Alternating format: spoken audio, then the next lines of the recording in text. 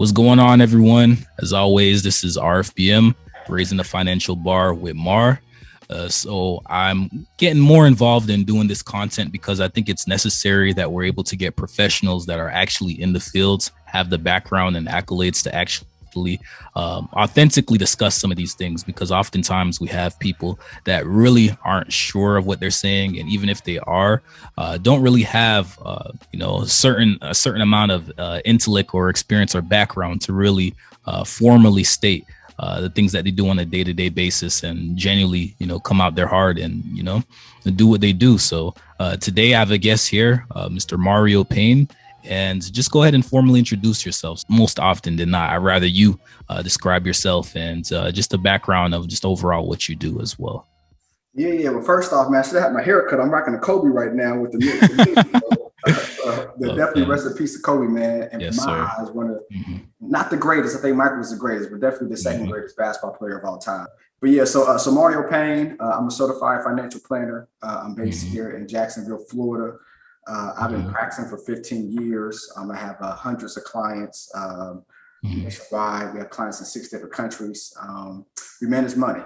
So we help individuals with buying stocks, selling stocks.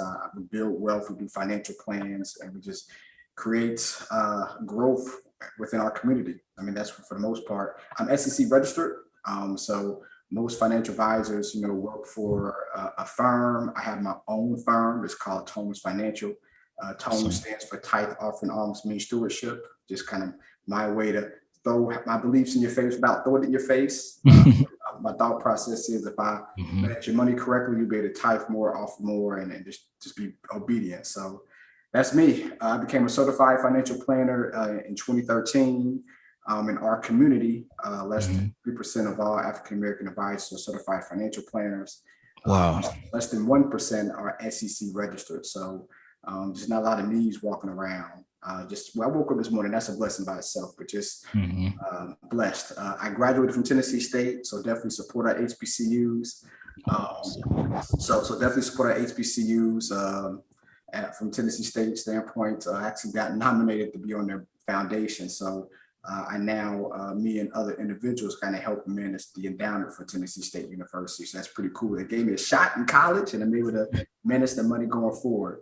Born and raised in Cincinnati, spent 4 years in the Army, and now I'm here rocking and rolling. I'm going to be honest. I'm learning as my community is learning as well. My followers, essentially your background there. Well, first things first, thank you for your service. And also that's very admirable that you actually went to HBCU and you're actively involved as well. Just thinking of that, are you familiar with Collegiate 100 or 100 Black Men? So 100 Black Men, I don't do anything with them. It's always an opportunity if they want to reach out. I'm here to help. Collegiate 100, no, but I've definitely heard of 100 Black Men. So Tennessee State FAMU, we always have like a rivalry game in Atlanta every year. Not so much these past years, but when I was in school, and that was sponsored by the 100 Black Men. So I know they do a lot from an HBCU standpoint, but I don't work with them at the present time. No.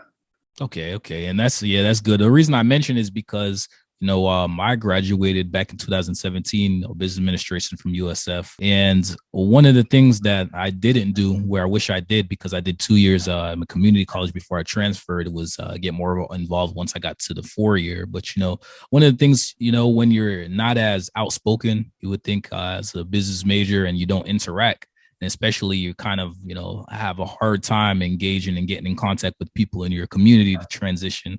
It was a little rocky, but back at HEC, the 100 Black Men, Collegiate 100 was like, I want to say, not necessarily, an umbrella per se, but kind of like a partnership within. And with Collegiate 100, they would assist us and make sure we're on the right path so that we, graduate, keep our grades together. And we also would mentor youth within our community as well. So I feel like that was almost almost foreseeing the future of you going further. So it's really good to get in contact with people that I know that are actively getting involved in. I want you to, tell me. Just real quick, you dropped a gem and you didn't even know it, right? So we think about college over a 4-year time period, student loans. You going into community college, you save so much money from a student loan standpoint. So a lot of times we go to college. Yes, I did the 4-year route. Again, I was in the military at the time, so a lot of my college was paid for. But like my wife, for instance, she did 4 years and then she had her master's.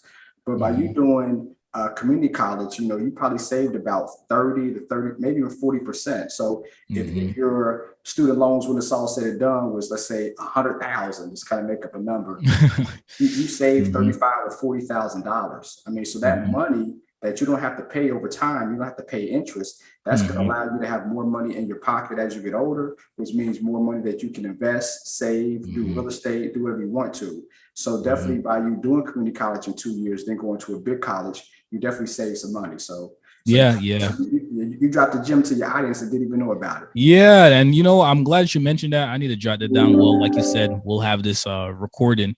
But with school, especially, coming from a background where it's unless you have financial aid, or you're really just grinding and taking all of these loans out and everything. And one of the things that I was really grateful about is because I did volunteer a lot back in high school. They had this program at one point within my local community in Tampa where they're giving out scholarships.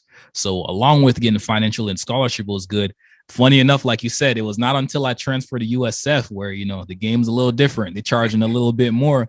And I wanted to get out of there because, being honest, I love business. I love educating myself, but I didn't love college. And, that's not crazy, of people, especially when you're not involved in my transition. I didn't have a car at the time. And it was just, it's things like this, like even with your tips that you're saying, I was saving money, but I was glad I was saving money. I didn't realize the magnitude of it because, I didn't really understand money the same way as I'm still continuing to learn now. And while we segue into that, can you tell me about like your journey becoming a certified financial planner? What really was your biggest motivation behind that? Yeah, it's crazy because like when I was in college, I wanted to do business. So I interned with a company called Inroads.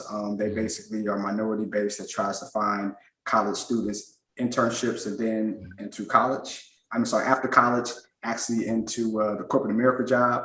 So I interned with them throughout the summertime at General Electric. It's crazy. So I got hired at General Electric. My job was to do financial analysis in a call center. So I managed a call center team and had to analyze kind of how to save money. So, when you call somebody, press 1, press 2. They want you to get through that prompt without talking to a live person because that saves money. So I basically created a script and created a pathway to save the money. So I saved them $4 million. Now that's a lot of darn money, right? And this is back in 2005, 2006, right? So with inflation, that's more like just for inflation. That's So think about it. I saved them $4 million. Do you know what I got? I didn't get a raise. What? I didn't get a bonus. No bonus? I got a Friday pizza party. So no disrespect to GE, they've been here for hundreds of years. They're a great company, but just for me, it was like, okay, this doesn't make sense. I analyzed a business. I found out how to save the money business. I should get paid for helping them save money. What can I do where I can analyze a business, have me or clients make money and get paid for it? Let me become a financial advisor. So that's kind of when that light went off, because all through growing up in school, Black financial advisors didn't look like us. We think about a financial advisor, they don't look like us, right? So, but I had that epiphany. So I got hired at my first firm in 2007 called Edward Jones. I worked there for 6 years to kind of learn the game. And then I started my own practice in 2013 and the rest is history. So yeah. Wow. And crazy enough, that I'm still stuck on how much money you saved and what you ended up getting in return, a pizza party. I didn't even care about those back when I was in elementary school. I'm like, please, pizza. Like growing up in a background where I'll just adding that in. My parents are both, I'm first generation. Both of my parents are from Jamaica. So I didn't care about no pizza. I was like, pizza, like, come on now. Where's the jerk chicken? Where's the actual food? It's almost systematic. I don't want to reach, but that's how they pacify people. Like, we'll give you a pizza, or even the hard work working on this one here warehouse job. What they compensated by was wings and pizza, and none of this stuff is going to do good for your health, and it really doesn't put anything in your pockets. So you're really getting paid peanuts to Yeah. do what you're doing, and it sounds like you're moving a lot of mountains. So going further onto that, what's one of the things that you experience the most, the biggest challenge that you have on a day-to-day basis as a certified financial planner? Man, so it's a gift and a curse. Like, so you're able to help so many people. So we have hundreds of clients, almost up to 1,000 nationwide. So great that we help people, but everybody has different situations. A person might call, a loved one might pass away, right? It might be a client. So that hurts, helping a person over time and then seeing them pass away and helping, their children or their spouse. So that kind of hurts. Some of the good things, though, is that you build plans for individuals. I've had clients that, wanted to retire at a certain age. Now they can retire. I've made clients millionaires. I've had, plans where parents didn't have to pay for their children's school. So now instead of getting, $80,000, $100,000 student loan, that's money that stays in their pocket so that they can now buy their first house. I've helped people create businesses and have money going into their business so that they have tax write-offs. So it's just the ebbs and flows on a day-to-day basis. So I would say I have any challenges right now when the stock market's down like crazy. That could be a challenge because when people are losing money, they're the fear sets in a negative way. As we might talk about, we have things in place though where we kind of get people out the market before it goes down. So our clients, for the most part, have not been affected as much as everybody else. But it's just the ebbs and flows. You don't have like a set schedule. I mean, you have a schedule, but people call all the time. So just the ebbs and flows and not what's going on during the day. Beautifully said. It's one thing I noticed that you stated within that is that big challenge, people passing away and everything. I feel like, of course, it can be interpreted as a blanket statement, but just going off of, anecdotal evidence and what I've seen around me, friends and family associates, a lot of people don't have a plan, whether it's a live-in trust or a life insurance policy. So I know on the surface some of these things, and I make sure to cover myself with life insurance. I had just started looking into, well, what happens if I pass and who's going to be in charge of whatever assets that I have. But can you give us an insight of your thought on how often the community is actually thinking of these things and using this, and what do you think needs to be done to try to create a shift so that more people are taking advantage of that? Yeah, not often enough. Not often enough. I mean, insurance is a way to pass down, wealth. Right now, it's kind of a movement right now, the wrong movement in my thought process. People are getting these huge variable life policies where you have like a $3,000 or $4,000 premium on a yearly basis, and you take it out, and people think it's a tax write-off when you take it out. Not the case. So it's a lot of misinformation about life insurance policies, but at the core, it's a blanket statement. So it's not for everybody, but in the core, we recommend a person, if they're working, they want to get group term. And I recommend my clients, depending on what they got going on, 5 to 10 times their salary. So if I'm making $50,000 a year, 10 times the $500,000 policy. Well, if it's group term at my job, it's far less expensive than whole life outside the job. Now, we definitely recommend some sort of whole life, universal whole life, depending on the person's situation. But definitely life insurance is very, very key. A lot of times, us as a people, we get life insurance on our children, right? So we buy a policy for our child.